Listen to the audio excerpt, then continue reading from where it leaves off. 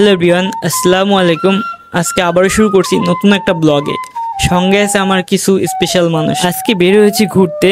গ্রামের রাস্তা, প্রাকৃতিক সৌন্দর্য সবকিছু মিলিয়ে এক অন্যরকম ফিল। অনেক বছর আগে সেই পুরাতন আমিতে স্মার্টনেসটা না থাকলেও সুখের কমতি ছিল না। শৈশবের সেই স্মৃতিগুলো আজও মনে পড়ে। এই কালভার্টের উপরে ফ্রেন্ডদের নিয়ে কত আড্ডা দিছি, কত সুন্দর ছিল আমাদের সেই শৈশব। বৃষ্টি এলে বন্ধুদের সাথে ভিজতে যাওয়া, আর এই মাঠটার কথা কি বলবো, দিন রাত 24 ঘন্টা মনে হয় মাঠটাই আমাদের সঙ্গী ছিল। এই মাঠে আমাদের শৈশবের কত স্মৃতি জড়িয়ে আছে। আর এই যে পুকুরটা দেখতেছেন না, এই পুকুরটা গরম আসলে শুধু আমাদের দখলেই থাকতো।